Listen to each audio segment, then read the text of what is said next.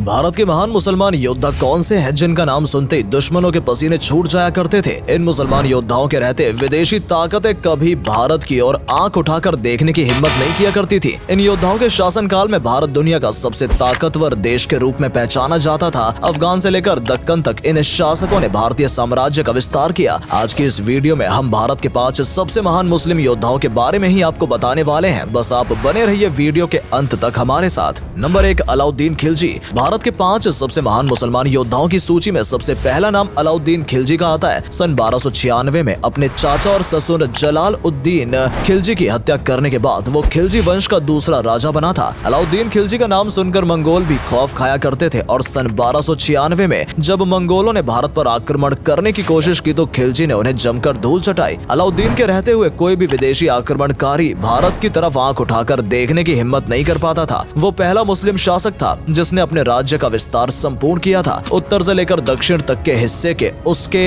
अपने साम्राज्य में उसने शामिल कर लिया था। गुजरात, रणथंभौर, चित्तौड़, मालवा और दक्कन पर उसने विजय प्राप्त की। अलाउद्दीन खिलजी के पास 5 लाख सैनिकों की आर्मी थी। 60,000 से अधिक घुड़सवार उसकी सेना में शामिल थे। अलाउद्दीन खिलजी ने भारत के कई इकोनॉमिक, सिविल और मिलिट्री रिफॉर्म्स इंट्रोड्यूस कराए। उसने अपने साम्राज्य में महंगाई कम की, साथ ही साथ एक टैक्स सिस्टम शुरू किया जिसका आधुनिक वर्जन ही आज भारत में इस्तेमाल किया जाता है। अलाउद्दीन खिलजी के दरबार में अमीर खुसरो और हसन निजामी उच्च कोटि के विद्वान मौजूद थे। स्थापत्य कला के क्षेत्र में भी अलाउद्दीन खिलजी ने अपना योगदान दिया। दिल्ली सहित देश में उनके कई जगह सराय, मदरसे, महलों और किलों का निर्माण कराया। सन 1316 में बीमारी के चलते उसकी मौत हो गई थी। नंबर 2, बाबर। बाबर को भी भारत के महान मुसलमान योद्धाओं की सूची में शामिल किया जाता है। केवल 20,000 की फौज के साथ बाबर ने भारत पर आक्रमण किया था और फतह हासिल की थी। भारत में मुगल साम्राज्य की नींव बाबर द्वारा रखी गई थी। सन 1526 में पानीपत की पहली लड़ाई में बाबर इब्राहिम लोदी को हरा देता है और दिल्ली के तख्त पर कब्जा कर लेता है। वो अपने साथ कई विशाल तोपें और बारूद लेकर भारत आया था जिसके आगे इब्राहिम लोदी की सेना टिक नहीं पाई। इसके बाद बाबर को भारत का मौसम और यहाँ का वातावरण इतना पसंद आया कि उसने यहीं पर रहने का मन बना लिया। बाबर एक दरिया दिली वाला इंसान माना जाता था। कहा जाता है कि 1526 में पानीपत के युद्ध में जीत हासिल करने के बाद बाबर ने लूटा हुआ सारा धन सैनिकों में बंटवा दिया था। बाबर की दरियादिली देखकर लोगों ने उसे कलंदर का नाम दिया था। सन 1527 में बाबर ने राणा सांगा को और 1528 में चंदेल के राजाओं को भी परास्त कर दिया था। उसके पास अपने जमाने के सबसे आधुनिक हथियार हुआ करते थे जो रूस और अमेरिका से भी ताकतवर थे। बाबर ने एक विशाल सेना का निर्माण किया। साथ ही भारत में कई मदरसे और मस्जिद का निर्माण बाबर ने कराया। अयोध्या की शान रही बाबरी मस्जिद का निर्माण बाबर के कहने पर उसके सेनापति मीर बाकी ने ही कराया था। बाबर के कारण ही अगले करीब 325 सालों तक मुगलों ने भारत पर राज किया और भारत को विकास की ओर अग्रसर किया। नंबर 3, शेर शाह सूरी। शेर शाह सूरी भी एक महान योद्धा था। भारत में मुगल सल्तनत की स्थापना होने के बाद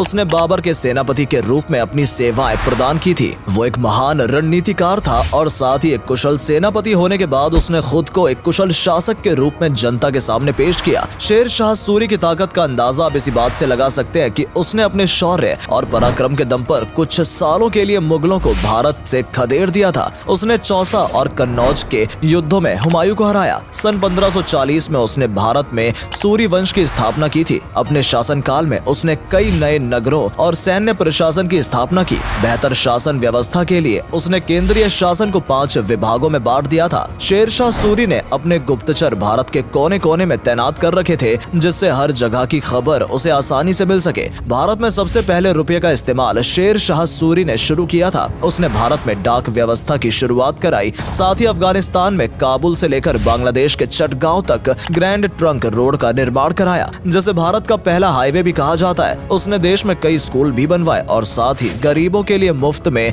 लंगर भी खोले गए। इन सबके अलावा भूमि सुधार, सैन्य शक्ति को मजबूत करना और व्यापार को बढ़ावा देना सहित अनेकों कार्य शेर शाह सूरी ने कराए। लेकिन 1556 में पानीपत के युद्ध, दूसरे युद्ध में हुमायूं विजयी हो जाता है और भारत में एक बार फिर मुगल सल्तनत की शुरुआत हो जाती है। नंबर 4, औरंगजेब। औरंगजेब को सबसे महान मुसलमान बादशाह माना जाता है। हालांकि इतिहासकारों ने औरंगजेब से अधिक तवज्जो अकबर और शाहजहां जैसे शासकों को दी है, लेकिन औरंगजेब उन सबसे अधिक ताकतवर और शक्तिशाली था। 49 सालों तक यानी करीब आधी शताब्दी तक उसने भारतीय उपमहाद्वीप पर कब्जा किया और अपने साम्राज्य का विस्तार किया। उसके शासनकाल में भारत की सीमाएं सियाचिन, कैलाश पर्वत और अफगानिस्तान हिंदुस्तान तक पहुंच गई थी। वो एक महान योद्धा था, साथ ही उसकी बनाई रणनीतियां अचूक मानी जाती थी। औरंगजेब ने अपने शासन काल में पूरे भारत को मजबूत और अमीर बनाया। दुनिया की कुल 1/4 अर्थव्यवस्था भारत की थी। भारत दुनिया का सबसे अमीर मुल्क उस समय माना जाता था और औरंगजेब को सबसे अमीर बादशाह बताया जाता है। कहा जाता है कि वो निजी खर्च के लिए शाही खजाने का इस्तेमाल नहीं करता था। वो बेहद सादगी और सरल किस्म का व्यक्ति था। अपने हाथों से टोपियां बनाया करता था। अफीम और शराब का सेवन उसे ज्यादा पसंद नहीं था। उसने हिंदुओं पर जजिया कर लगाया था, जो वहीं सभी मुसलमानों पर ज़कात कर भी लगाया था। वो सती प्रथा के भी खिलाफ था। साथ ही दलितों और बेसहारा लोगों की मदद के लिए हमेशा आगे रहता था।